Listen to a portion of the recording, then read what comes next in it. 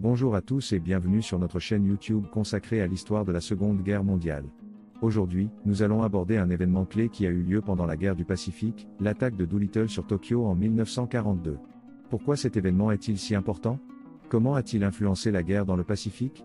Vous allez le découvrir dans cette vidéo passionnante et instructive. Nous allons explorer les circonstances qui ont mené à cette attaque audacieuse, qui a été menée par des bombardiers américains en plein territoire japonais.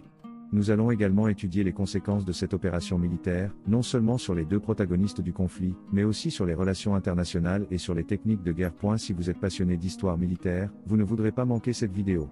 Nous allons vous fournir des informations détaillées et des images d'archives rares. Alors, installez-vous confortablement et laissez-nous vous emmener dans un voyage inoubliable à travers le Pacifique de la Seconde Guerre mondiale. N'oubliez pas de vous abonner à notre chaîne, de liker la vidéo et de laisser des commentaires si vous avez des questions ou des remarques. Nous apprécions votre soutien et vos contributions à notre communauté. Je vais vous donner des informations sur l'attaque de Doolittle sur Tokyo et son influence sur la guerre.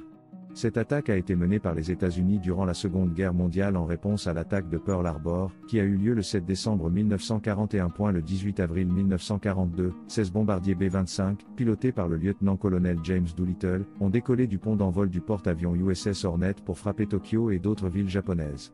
Cette attaque a été considérée comme un coup psychologique majeur pour les États-Unis, qui avaient subi de lourdes pertes à Pearl Harbor. L'attaque de Doolittle n'a pas causé de dommages matériels significatifs au Japon, mais elle a eu un impact important sur le moral des troupes japonaises et de la population civile.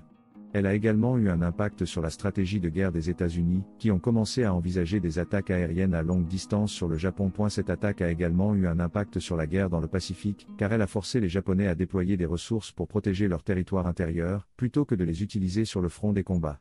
Elle a également été un signe de la détermination des États-Unis à continuer à se battre contre le Japon et à contribuer à renforcer l'alliance entre les États-Unis et la Chine. Malgré le fait que l'attaque de Doolittle n'a pas causé de dommages matériels significatifs, elle a eu un impact important sur le moral des troupes et de la population civile.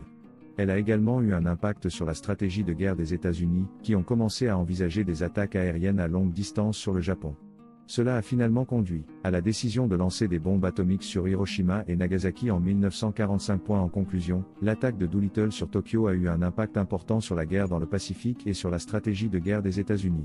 Elle a également eu un impact psychologique important sur le moral des troupes et de la population civile japonaise.